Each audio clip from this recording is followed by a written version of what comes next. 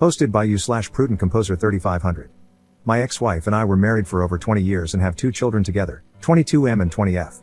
For most of my marriage, things were pretty balanced. We both shared housework and childcare responsibilities. We were each stay-at-home parents for over a year after each child, her with our son, and me with both our son and daughter. We always had agreements on how we wanted to divide work and generally had decent communication. This changed when my oldest went to high school. My wife got a new job that was both very demanding on her time and required 50% travel. This meant that I had to handle everything about 2 weeks per month, and when she was home, she wasn't holding up her side of the work as per our agreements. I did my best to be accommodating, and we worked through redistributing chores and housework a few times to better fit her schedule, but a lot of the work just kept falling to me. When the pandemic happened, things got worse, but I tried to just suck it up because I knew the lockdowns were temporary. Finally, when things opened back up, the situation continued to decline, and I asked to go to counseling. She missed a lot of our meetings and just didn't commit to it. At that point, I decided that I wanted a divorce. Unfortunately, it was a really tough time for the family. My son was preparing for college in person after his freshman year being remote, which was both a financial and logistical challenge. At the same time, my daughter was also struggling with depression, and I had become her main support person with my wife gone half the time. I made the decision to wait until my daughter was in a better mental state and our family was in a financially stable place before filing for divorce.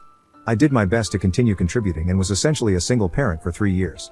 On a few occasions, I brought up counseling again, but my wife said, things were good and wouldn't go. We pretty much didn't have sex during that time, and there was one summer when she essentially moved to North Carolina for 6 weeks for work. She came home on some weekends. Last year, after my daughter started her sophomore year of college and was in a better place mentally and emotionally, I sold off some of my stock investments to create a trust for my kids to ensure their college was covered. Then I filed for divorce. At first, my wife was really angry, then she left to live in North Carolina again. When she came back 4 weeks later, she said she wanted to work through it, but I told her I had made the decision to leave years ago and wasn't interested. We eventually worked through mediation and had an amicable divorce. My kids live with me now and support me, but all of my in-laws and even most of my family, outside of my sister, think I'm the jerk. They believe I should have forced the issue more when we started counseling and either divorced earlier or made it clearer to my wife how important counseling was to me. They've called me selfish, and some of my in-laws are refusing to interact with my kids when they're at my house. For example, my daughter FaceTimed her grandmother once this summer, and she hung up once she saw that my daughter was at my house. They also created a bit of a scene at my son's graduation in the spring, refusing to acknowledge me and demanding that my son choose to celebrate with them or me rather than having dinner together as a group. I encouraged my son to go with them, and we had our own celebration later, but something happened at the dinner, and my son has been living with me and is now almost no contact with them. I honestly feel like I did what was best for my kids, but now it feels like their mom's family is punishing them, and I feel like a terrible father. I admit that it might have been more mature to address the issue head-on with my relationship with my ex, but I felt that it was about more than just the two of us. Frankly, I feel like my lack of backbone years ago has made this divorce worse for my kids, but I also believe that if I had to do it again, I would still prioritize my kids over my own feelings and make the same choice. Am I the jerk here? Edit. Holy crap, this blew up. First off, thanks to everyone who provided feedback and comments. I really felt terrible, and both the positive and negative comments helped me gain a little perspective on things. I've noticed a few comments come up multiple times, so I figure it's worth addressing them here before I move on. When my wife took the job, we were doing well financially, but the job still came with a big raise. I was making about $200K, and the job she took raised her salary from about $80K to $140K. That increase allowed us to go from simply saving for an emergency fund to having enough to pay for our kids' college outright. We both work in tech, but she works for a defense contractor, and some of the work needs to be done on site. Only one of the offices relevant to her work is near where we live. When we originally discussed the job, her plan was to work in the high travel role for a while and then try to transfer to a lower travel role based near us. She got promoted a few times, and staying near our home wasn't an option unless she took a significant pay and title cut. When we divorced, I was making about $280K, and she was earning a little over $300K.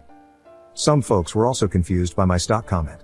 I'm a software engineer for a big tech company, and about 20 to 30% of my salary comes in the form of RSUs, restricted stock units. I'm not an investor by any means, I was just selling off stock mostly to cover my daughter's college expenses and pay off the debt my son had. I know a lot of people are jumping straight to an affair, but I really doubt that. In school, my wife and I were the obnoxious kids who reminded the teacher about homework, and she's a massive introvert. Her working late in a hotel room is far more likely than her sleeping around or keeping some secret family. There's always a chance I'm wrong here, but I think this is more of a situation where Reddit sometimes assumes all divorces involve infidelity. When I say we had an amicable divorce, I mean that more in the legal sense than the emotional sense. Uncontested might be a better term. The only significant asset we had that wasn't easily split was our home. My wife loves the house, and I frankly wanted something different, so she bought out my portion of it. Our kids are adults, so there was no custody issue. Our assets were mostly divisible, so there were no major complications there. Our salaries were comparable, so there was no alimony. We each had a car. Overall, it was pretty straightforward to divide things evenly, and neither of us wanted to drag it out. We didn't end the marriage as friends by any means, but from a legal standpoint, it was amicable because we settled everything with a mediator and only briefly involved lawyers to draft the final paperwork for the judge to sign off on. Commenter: I don't know. There is so much information missing. Of course, I realize it is because it is one-sided, but still. Why would your ex's family have such a strong reaction, and why would your children support you if the divorce was amicable? I mean, she is their mother, she hasn't cheated, she isn't abusive, and I am pretty sure her income provided for her children too. There's just so much missing information here. Ops response: I tried to clarify in the edit that the divorce was not really amicable in the emotional sense, but more in the legal sense. We went through a mediator rather than lawyers. I think my kids supported me largely for the same reasons I left the marriage. My wife hadn't really been a part of our family for years. It's not like she was coming home, refusing to help around the house, treating me like garbage, but then being a wonderful mother to the kids. Not cheating and not being abusive is below the bare minimum for a partner. She missed a lot of plays, concerts, and other special events for our kids. She didn't really keep up with the kids' interests, she didn't really know their friends, she just wasn't there much. She was never actively mean or abusive in any way, but she was also just kind of non-participatory. When the grandparents started taking sides and saying terrible things about me, the kids pushed back. Both kids chose to live with me. Update 4 months later. I'm still receiving comments and messages from time to time about that post, so I figured I would take a moment to provide an update. Quick summary of the original post: my wife became increasingly distant in our marriage, and I decided to get a divorce. However, I waited about 3 years to go through with it because I felt it was best for the kids. My kids chose to live with me and were generally on my side, but my in-laws and family were pretty upset with me. Things are going much better overall since the post. I received a lot of support but also quite a bit of criticism, which I took to heart. I've been making an effort to mend fences and work toward a more reasonable state of affairs. I don't expect my ex or her family to be friends with me, but I at least want us to be on good terms. My relationship with my parents and family has significantly improved, and this Christmas felt pretty much back to normal. My family is very conservative, especially when it comes to marriage. They believe the only reason for divorce is infidelity or abuse, but they've finally come to understand how bad things had become and have reluctantly accepted the situation. My relationship with my ex, and more importantly, her relationship with our kids, has also improved. She's apparently been going to therapy on her own. While she hasn't shared many details, she does seem much less angry about what happened. We decided to have Thanksgiving together so we could talk things through with the kids. It was a bit messy, with plenty of tears, but we managed to get to a place where we all understand each other a bit better.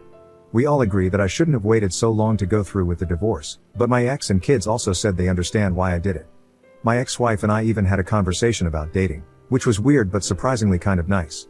My ex-in-laws still think I'm a horrible person, and most of them refuse to speak to me, but they've started treating my kids better.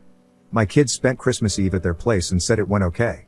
We talked about it on Christmas, and while they didn't share many details, they mentioned they planned to do something on New Year's Eve with my ex and the in-laws, which makes me happy. Sorry this isn't a juicy update with any dramatic twists, but I was bored during the holiday downtime and thought I'd log in to share some details. One thing I've learned from all of this, and I hope others can learn too, is that even if your heart is in the right place, it's probably better to end a marriage when it's truly over rather than maintaining a facade for years. I don't regret getting a divorce, but I do wish I hadn't waited 3 years after realizing it was over.